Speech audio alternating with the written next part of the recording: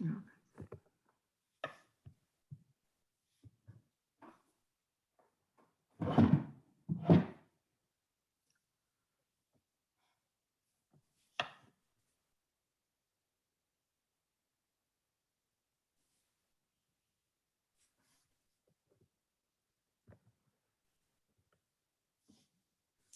start in just a moment, everybody, just letting people come into the room.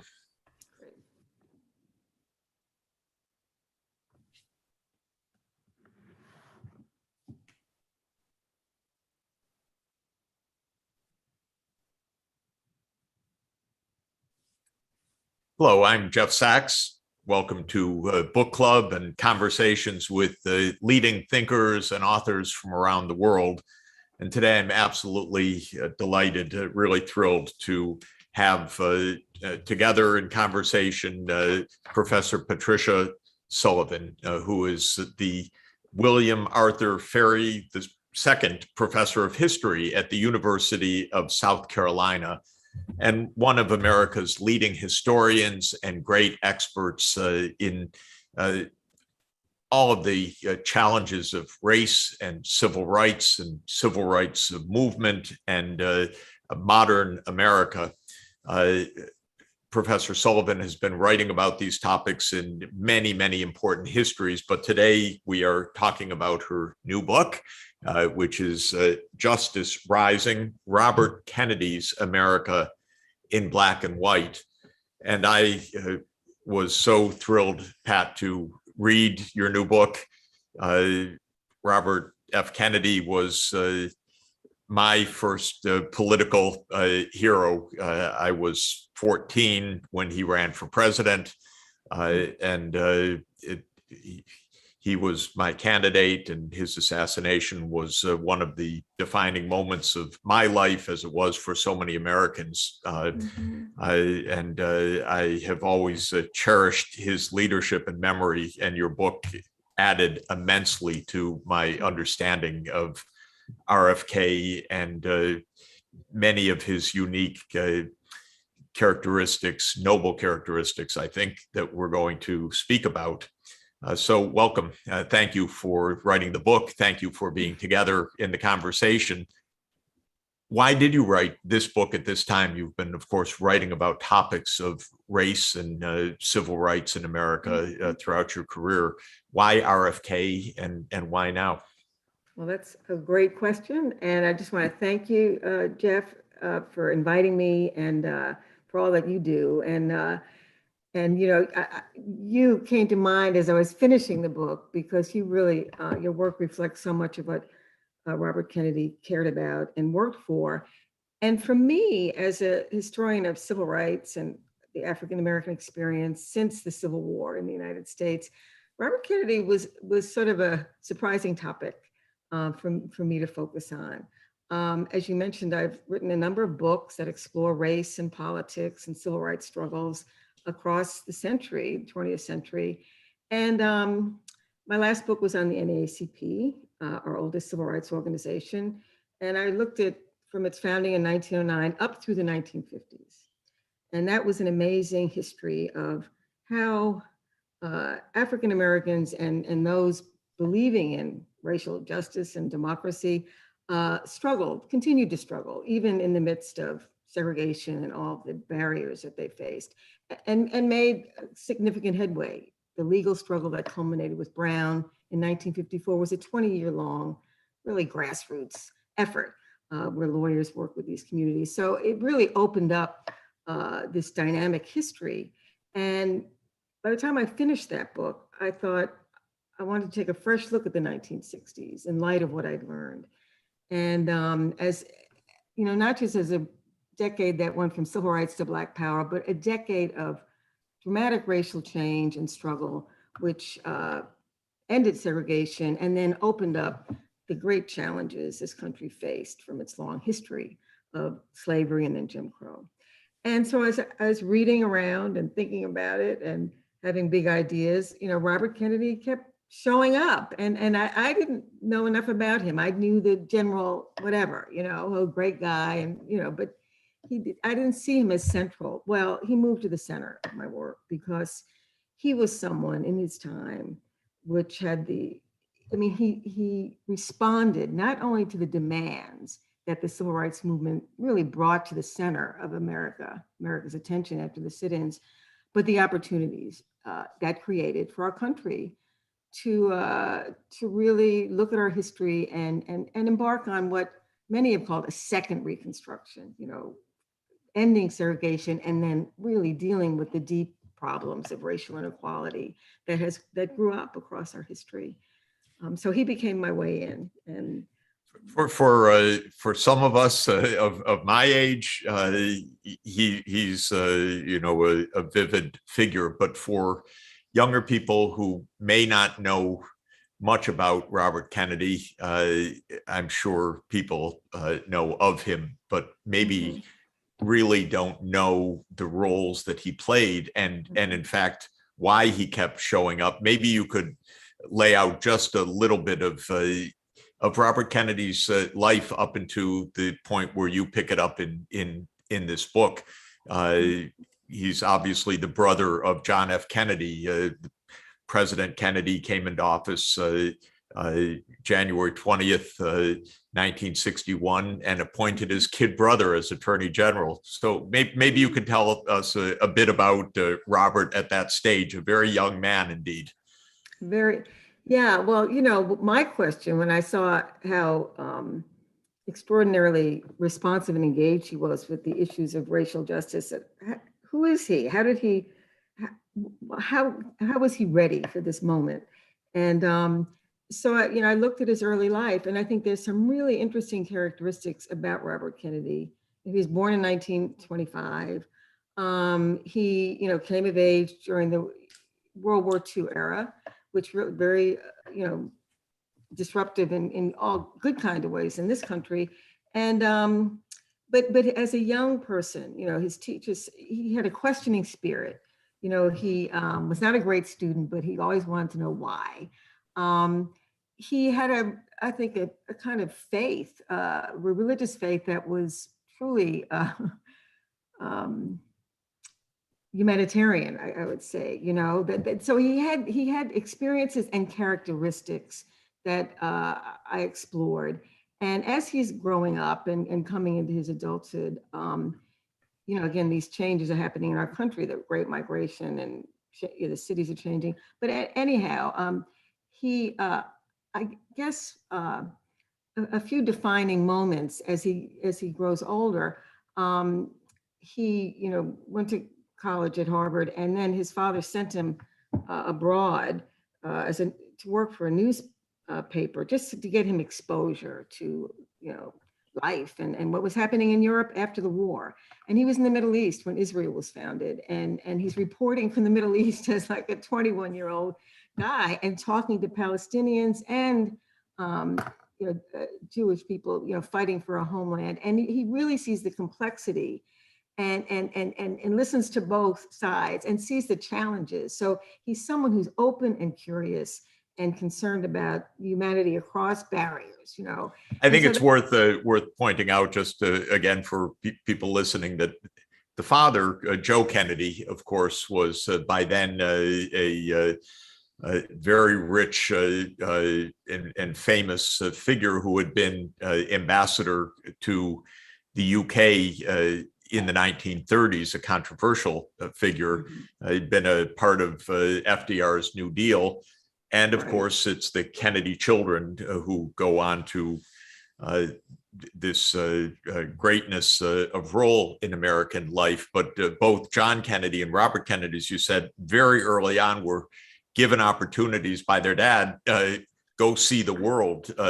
John Kennedy in Europe at the end of the 1930s, and then, of course, fighting in World War II. And Robert Kennedy suddenly, as a reporter at the birth of the State of Israel and the Middle East tribulations after World War II. So they're exposed to a broad world at a young age, which makes it possible for them to become leaders at a remarkably young age. Exactly. Very important point. And they're seeing these anti-colonial movements and struggles and really seeing what they're about in terms of the poverty and so open. And I think, and that's a very important point you raised, Jeff, that they had the opportunity, thanks to their father and their background, to have these experiences, but they absorbed so much through that experience. And I guess one last thing I'll say about Kennedy before coming to the point of the book, when he moves onto the national stage with his brother, is that there was an incident at the University of Virginia in 1951 that really was curious to me. He was a law student at UVA.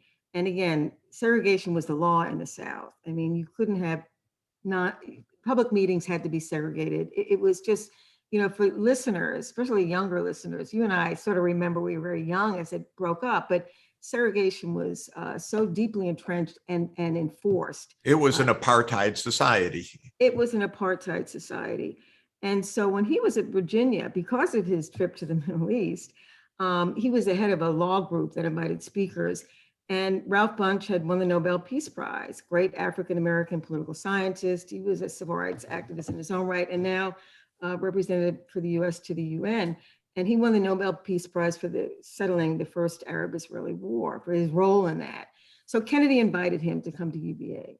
And Ralph Bunche said he would come, but only if it was not segregated. And so Kennedy said, okay. And he started to arrange that. And it wasn't so easy because it was the law.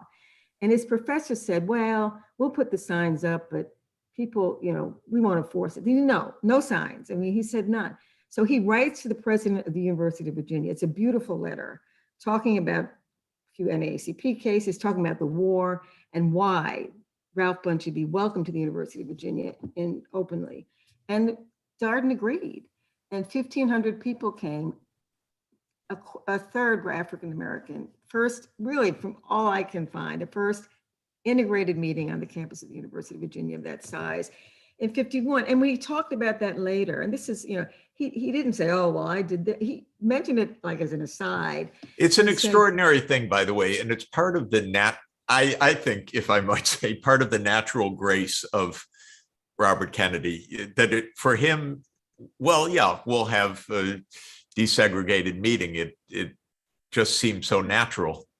That's right. It was the right thing to do, and he and Ralph Bunche and Ethel became lifelong friends. I mean, he stayed with Ethel and Bobby, newlyweds, because there was no place for this great Nobel Prize winning diplomat to stay in Charlottesville. All the hotels were segregated. And so that just showed that he was open and when the opportunities presented. But again, he went through the 50s and worked in government and on Senate committees, and segregation was the norm. And that was that. But then he moves into national life in a big way with his brother's campaign. And as you point out, Jeff, his brother appoints him to be Attorney General at a moment when the Justice Department will be at the center of this revolution that is really taking off in the South with the sit-in movement. And he was appointed at age 36. I think, of course, Kennedy was, what are you doing? They asked the president, he said, I'm trying to give my kid brother some experience in the law. I think we would be horrified today if such a thing happened. The backlash would be enormous. But at the time, it seemed, okay, the president wants a close advisor. So he puts in his kid brother. And it was a little controversial, but it seemed okay. Is that right? Is that fair to say? Well, but you're right. It was controversial. People said, well, he hasn't experience and he hasn't been in court. And what John Kennedy said, he said that he ran his brother's Senate campaign in 1952 and did a brilliant job. And he said, he gets the best people, he can get the job done. There's no one better than him. And he also said he knew race was going to be the major issue they were facing. They didn't know the dimensions of it. It's just kind of coming to the fore. And he said, the president said, we're going to have to change the climate in this country. I need someone I can trust, and I need someone who's going to tell me the truth. And he was so correct about his brother. But you're right, there was pushback, but Alexander Bickel, who was one of the, he did a column in The Nation, he came around very quickly and said, these people are public servants of the highest order. I mean, the team he built in the Justice Department, these amazing lawyers he brought in, John Doerr was there, but Burke Marshall, and who really, What is interfaced incredible is that the people that he brought in became leading figures for 50 years onward. They became the preeminent moral leaders in the country for decades onward. That is extraordinary, actually. It's not how normally our Justice Department works. We're not going to remember the Barr Justice Department for decades to come, except for its abuses, perhaps. But with RFK, this point, just maybe you could elaborate on it a little bit. He and John surrounded themselves with excellent people, is just as a normal part of their strategy of leadership. That is so important. We think of the Kennedys as iconic figures, and they get sort of detached from their environment. And that, they wanted the best people in terms of, intelligence, commitment to public service. And when you look at, there was nothing quite like the Justice Department before or since. I mean, that's one example, but throughout the administration, and they were confident, they wanted smart people around them. They wanted people to argue with them, right? To present different points of view and to work that through in dealing with really huge challenges in terms of foreign policy and domestic policy. And it really is one of the great legacies, as you point out, because these people go on and they're involved in public life beyond this moment. But it's really, to me, was one of the great eye openers as I looked at Robert Kennedy in the context of President Kennedy's administration.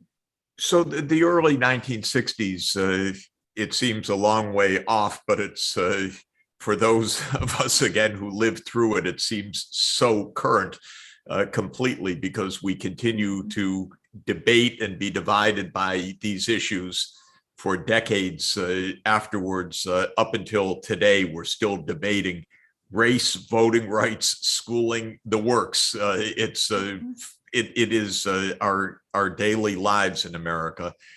Can you help us understand? Your book does a beautiful job of it, the tensions and the drama of that period, especially as it hit RFK, who was the chief law enforcement officer of the United States.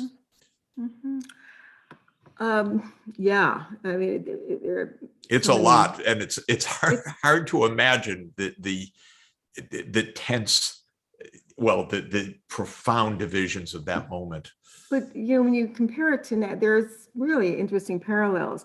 One thing, just a little sidebar, what we spoke about earlier, they also saw how white the administration was, and they really began bringing in African Americans into government at all levels, and acting as they could. But like today, they function within a political context, a Congress dominated by Southern Democrats, deeply committed to segregation, so it was a slight Democratic majority, but with these Southern Democrats who were opposed to any change. And at the same time, this movement, like I say, just demanding, just this not going to stop. I mean, African Americans have been struggling for decades, but the sit-ins really opened things up, and people around the country, young people, responded to the sit-ins. So you have the sit-ins, you have the Southern Democrats, and then you have these encounters in the South. I mean, there's things happening in the North. I mean, the Freedom Rides is a great example. I mean, as soon as Robert Kennedy came in, he and Marshall, they put the Justice Department behind enforcing school desegregation rulings. I mean, Brown was decided 7 years earlier, and very few schools were integrated. Voting rights, using. So just to remind all of the listeners, Brown versus Board of Education was the 1954 Supreme Court ruling that said separate but equal education, segregated education, was inherently unequal and therefore inherently unconstitutional. But it had not been enforced, and in fact, it would take decades of debate and rancor about what enforcement meant.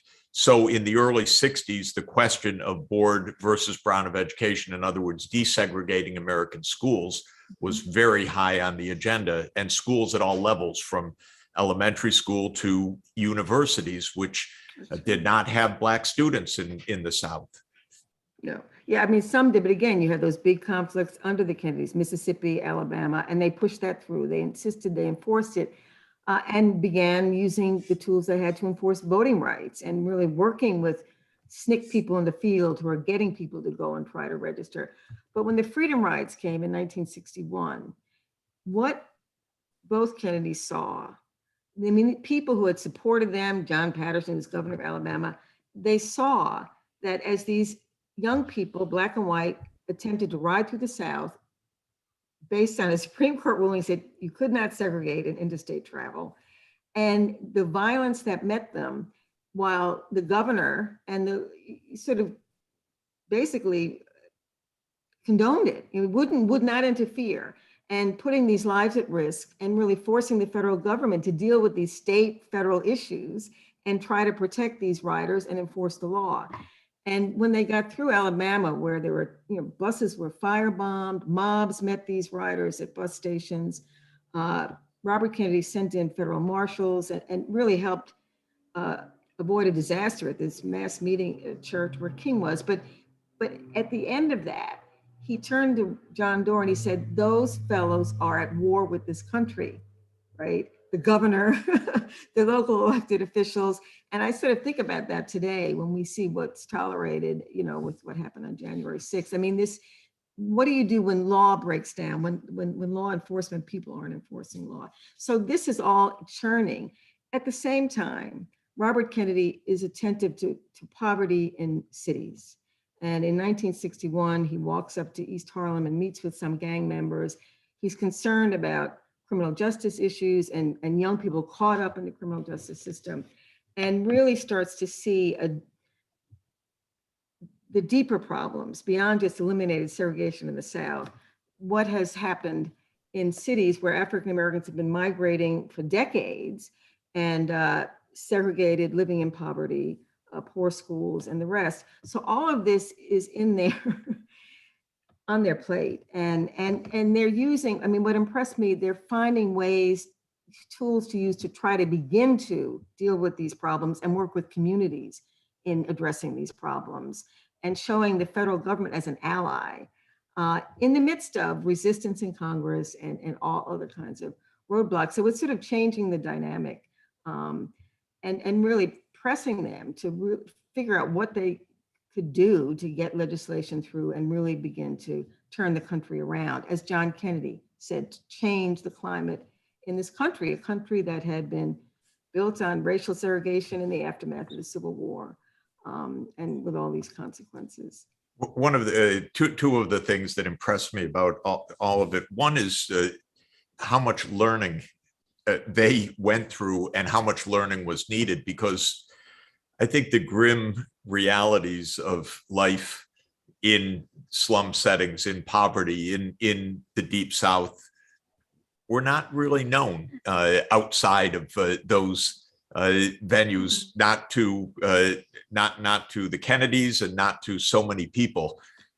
So it was a constant education, first of all, and also famously, just as it's said of John F. Kennedy in West Virginia primary in 1960, how his eyes were opened to the extreme poverty in the United States. And it was being on the ground, and they were both politicians that soared, but also were on the ground in the most local encounters. And so I think that that's extremely important.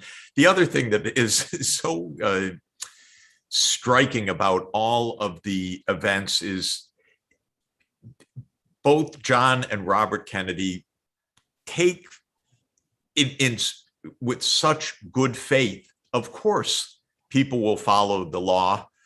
This is the court said so. So of course, Governor, you will do the following.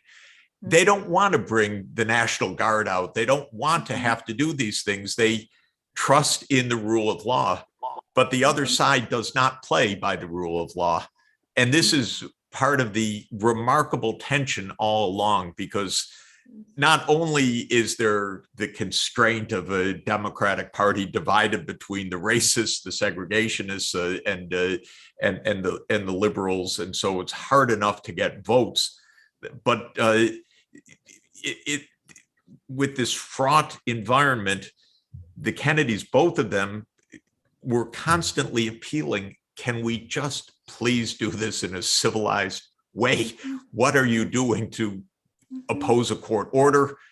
Do we really have to bring bayonets out onto the streets? And it's such a fascinating, difficult period, because they're always pressing for the goodwill to prevail, but the goodwill doesn't always prevail. Well, they're pressing for the goodwill to prevail, but they're also enforcing the law. Yes.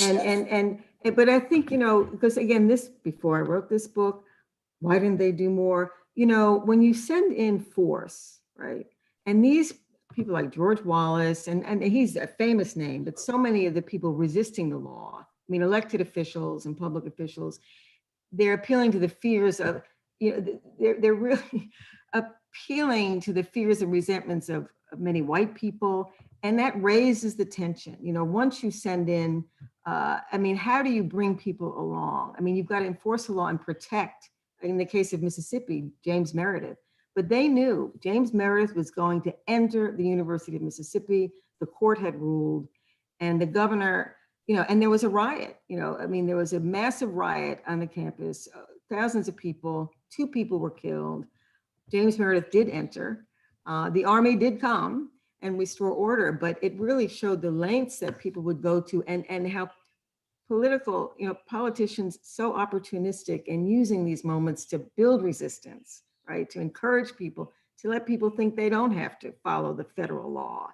And I think it's a great lesson for today, because in the end, they appealed to people, and they trusted the humanity of people. And I think if you read John Kennedy's civil rights speech, the way they talk to our country, to our fellow citizens, is very powerful. But at the same time, they did what had to be done to push things forward. And they really supported and became aligned with the civil rights movement, the Black freedom movement. They really, because that was the energy in our country, which was really pushing for the enforcement of law, for voting rights, to open the country up, not just racially, but democratically.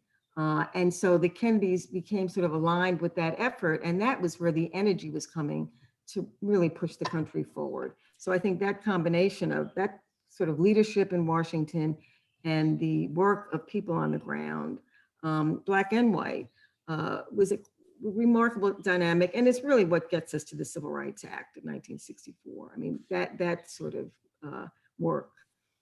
You mentioned the civil rights speech. I want to encourage everybody to go online and listen to the speech on June 11, 1963.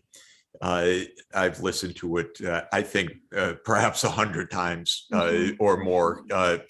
It's one of the most scintillating, important speeches in American history by President John F. Kennedy. I know it in part because I wrote a book about a speech that he gave the day before, right, which is a speech on international peace, which I regard as one of the greatest speeches ever given by an American president about global cooperation. That was on June 10, 1963, the American University commencement address. And the very next day, he hits another grand slam home run for American baseball fans. It's just unbelievably powerful speech where he says that the issues that we confront are as old as the scriptures and as clear as the American Constitution. He puts race, I think, for the first time, really. Am I right, Pat? For the first time by an American president, on the moral plane, on this high moral plane, language that is stunning, still to listen to after more than half a century. So I encourage everybody to listen to it. And I also, they were scrambling so much in those 2 days. The speech wasn't even finished as the cameras went on at 7 p.m., just as we were starting our Zoom the same way. Right. And then President Kennedy was getting notes, and he improvised the end of the speech, actually. So the whole thing is unbelievable. Unbelievable. And as Burke Marshall said, he knew what he was going to say. He felt it. He knew it by then, after those years. But it's a remarkable speech. And with that speech, he says, "I will introduce major civil rights legislation. Segregation has no place in American life." And then that moves forward. Your book opens with a remarkable story of an encounter that Harry Belafonte arranges and James Baldwin arranges of Robert Kennedy, a few blocks from where I am right now, a meeting Central Park South, where it actually turns into a pretty tense meeting. But I thought it was a perfect opener to explain the different points of view of America and the tensions and this remarkable learning process. Could you paint the scene a bit, because it is a remarkable story? Well, the meeting, it is a remarkable story. It's sort of a pivot in the book, and it happens in late May 1963, and that is the high point. The Birmingham protests that Dr. King had orchestrated had exploded, and the people had seen the police dogs be turned on young protesters. So the country, and there were protests throughout the country. I mean, the lid had come off. And so Robert Kennedy had an invitation to meet with James Baldwin. He had read The Fire Next Time. He knew Baldwin's work. He really was impressed with how Baldwin captured the racial, more than problems, just tensions and where we were. We were like sort of the precipice throughout the country. So he meets with this group, and he's looking to them to help them understand what to do about the North. I mean, they're moving on the South, but so he's looking for advice. And number of noted artists and public figures are there. And it's not a warm reception. Well, it's not, because again, it reflects to me the moment. Yes. I mean, Kennedy comes in, he knows a lot. He knows things are really bad. And these folks come in, and one of them is a freedom rider. One of them is Jerome Smith, who had been in the movement for 3 years and all of the violence and beatings. So he's like a soldier coming from the front lines. And he looks at Kennedy, and what he sees, Kennedy represents, white America, the government. And he just is angry that more hasn't been done. And Kennedy's trying to explain, what they're trying to do. And the thing just goes off, and it becomes an opportunity for people to unload on him as being representative of a politics that's too slow. And it really is a painful, I mean, Kenneth Clark said it was the most painful, violent encounter he'd ever been part of. It went on for 3 hours. And halfway through, Robert Kennedy stopped talking, and he just listened. And it was not pleasant, but it just captured the racial divide, and not him personally, but what he represented, and this opportunity to tell the second highest person in government, tell him off, and what the problem was, what they had, especially what Jerome Smith had experienced. So, I mean, it was, and I think Baldwin said later, it just represented this, when white and black meet, this kind of, they bring different experiences to the conversation. And it's very hard to get at a place where you totally understand each other. It's also the classic struggle. Kennedy saying we're doing our best, politics is hard, and the other the African American leaders saying, sorry, that best is not accomplishing what we need. Exactly. That's awful, and we can't wait. And it was, of course, the ongoing great tension with Martin Luther King also, who is, of course, pushing. And the Kennedys are saying, don't push so hard, it's going to make it hard. And Martin Luther King said, well, we've been waiting hundreds of years. Sorry, this is not the moment not to push. No, exactly. No, it really, the Kennedys are part of a much larger drama. and sort of transition that's happening in the 60s. And I think what I learned in writing this book is that both sides are correct. But they had a deal in a political reality of how do you get a bill through Congress? The president can't just wave a wand. But I think these encounters really show how tough it was. And yeah, people should be impatient and demanding. Meanwhile, they're trying to do what they can do. And I think the thing about King, and we'll probably talk about this a little later, but he becomes much more closely aligned, he and Robert Kennedy, around the issues of race and poverty as we move into the later 1960s.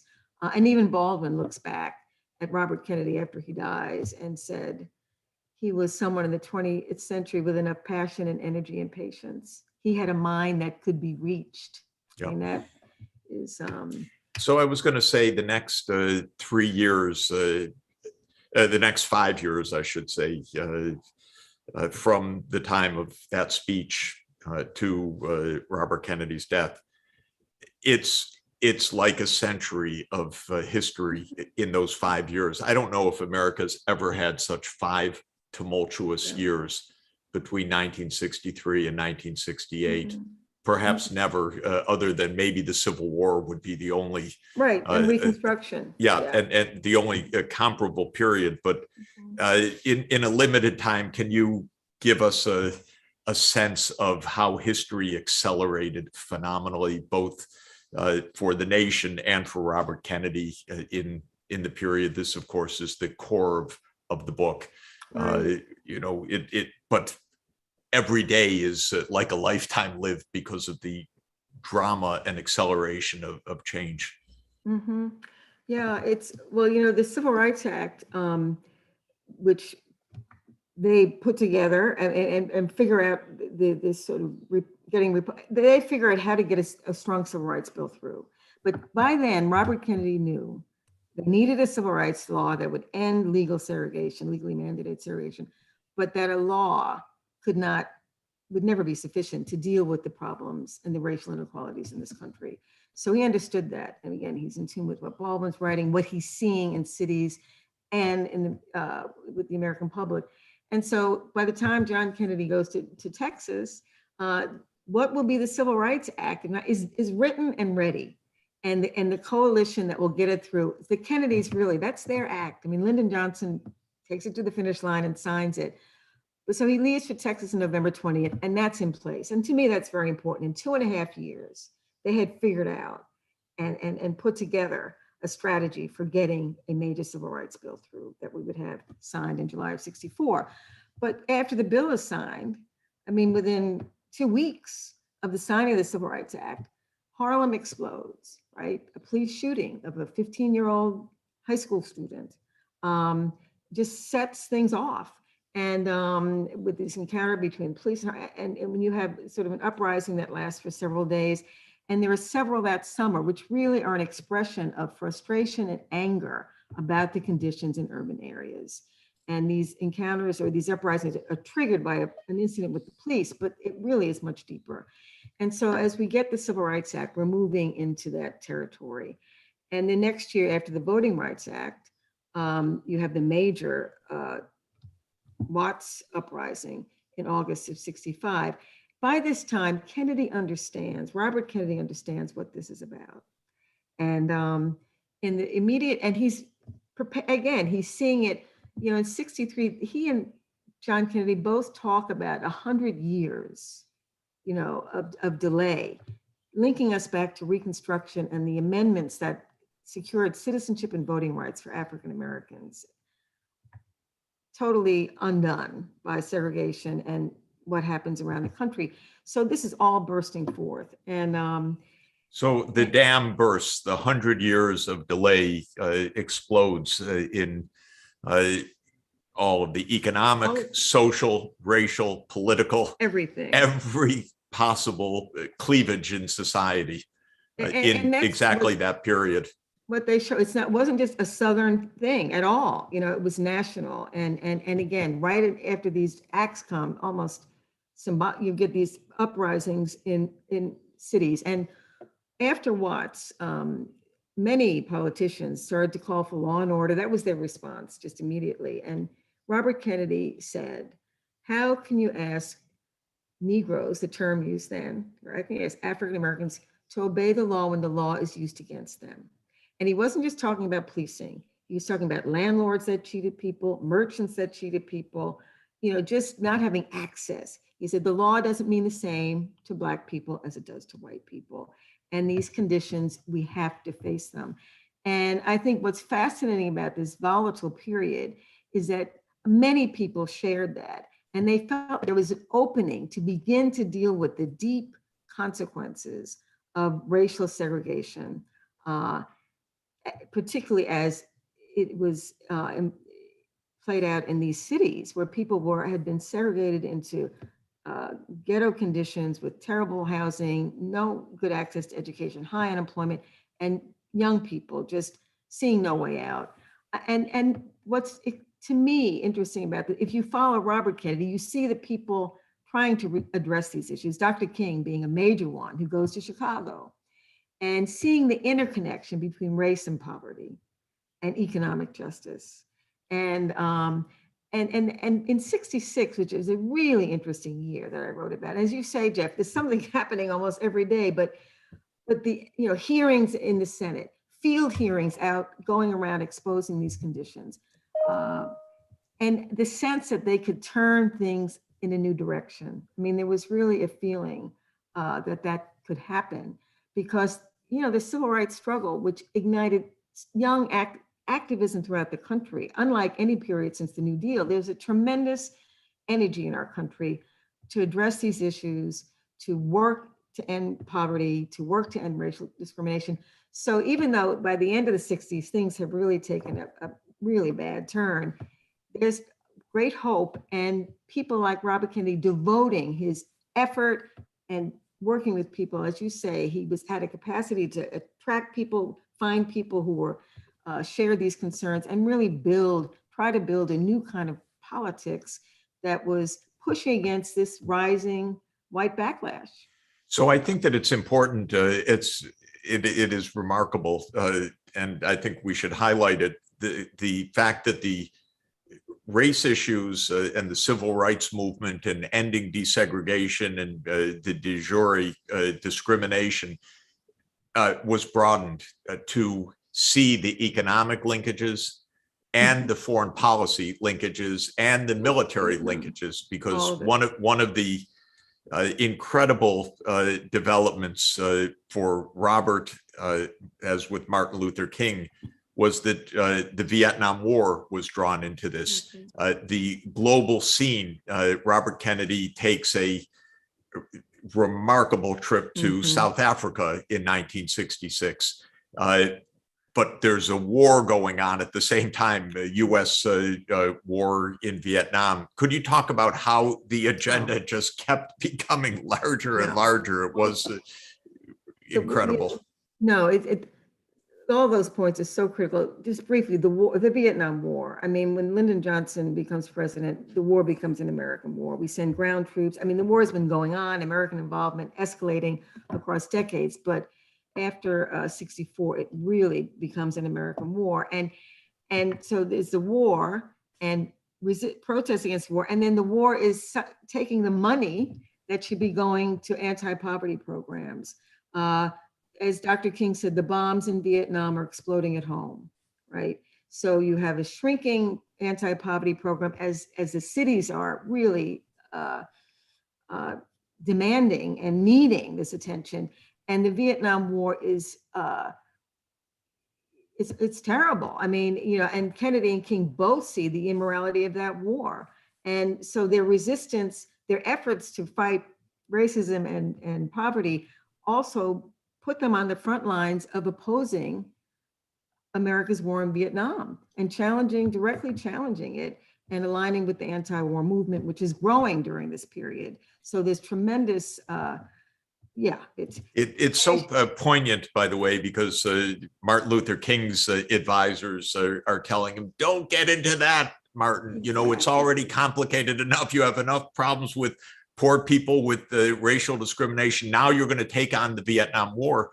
And he goes just a few blocks from where I am in the northern direction, Riverside Church, and gives an incredible speech saying we cannot solve our problems of justice at home if we are fighting an unjust war abroad.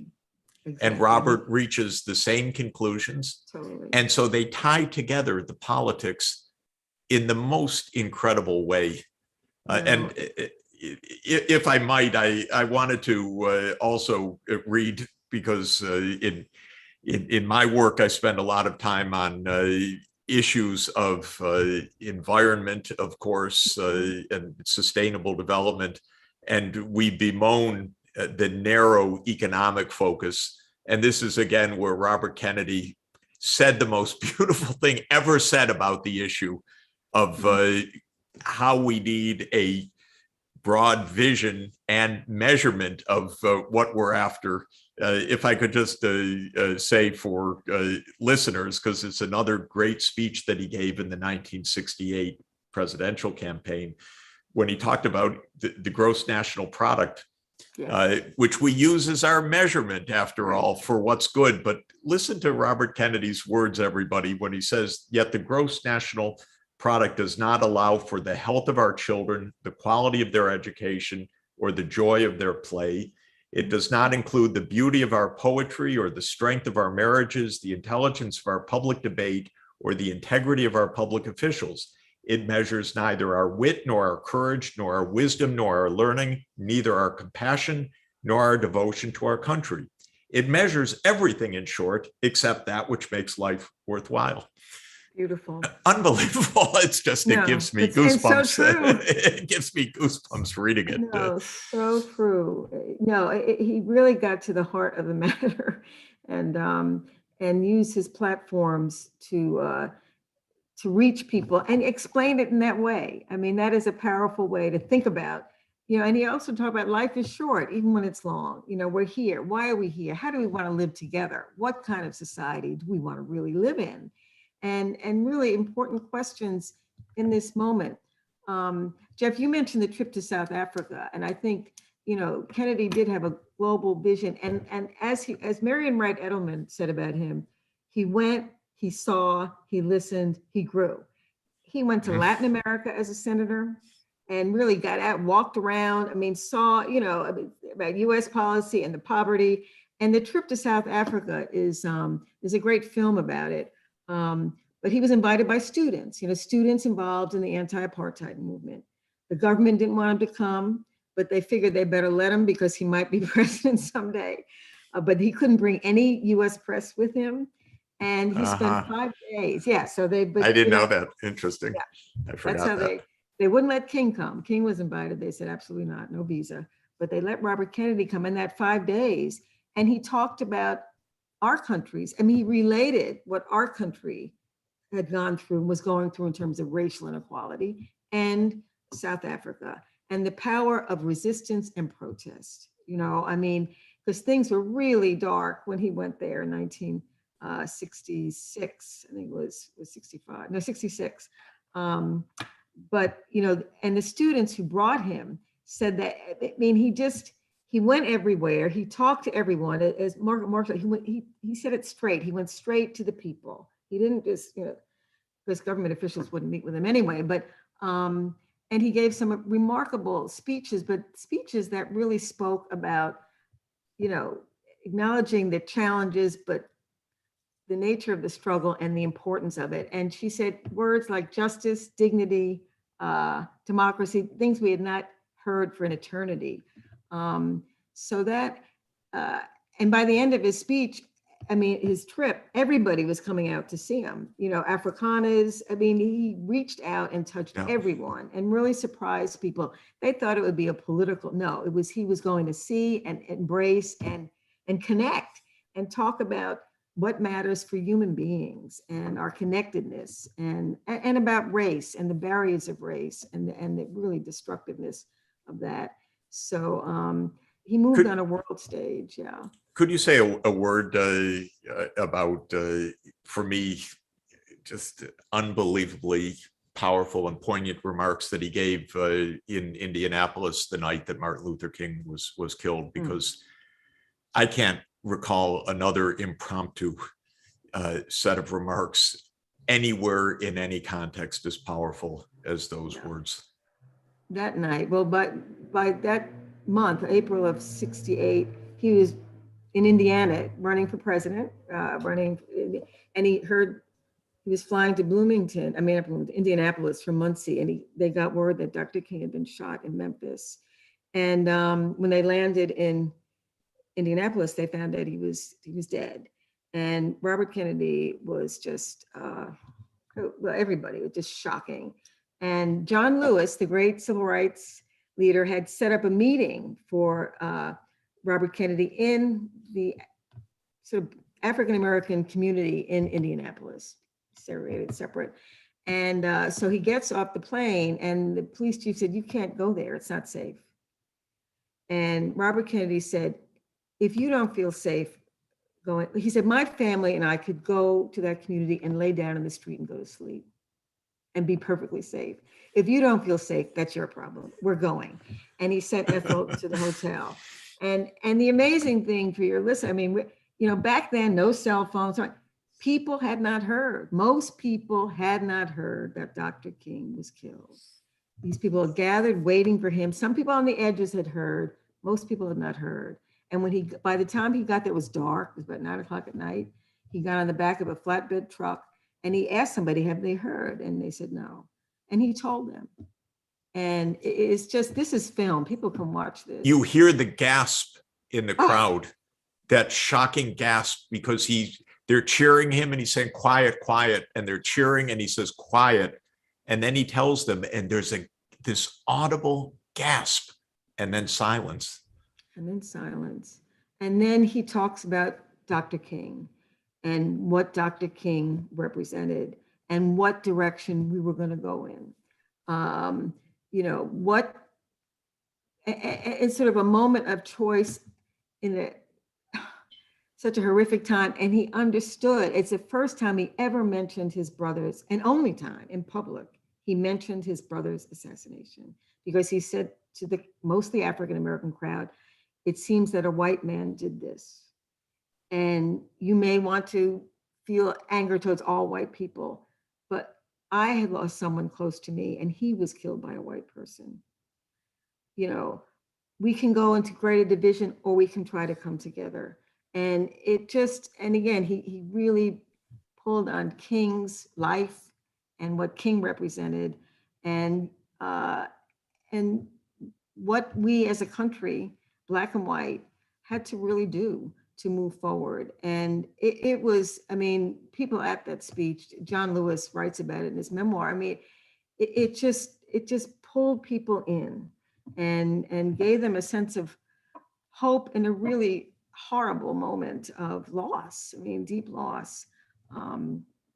And people, there were no uprisings in Indianapolis in the wake of King's assassination, but across the country, cities just exploded.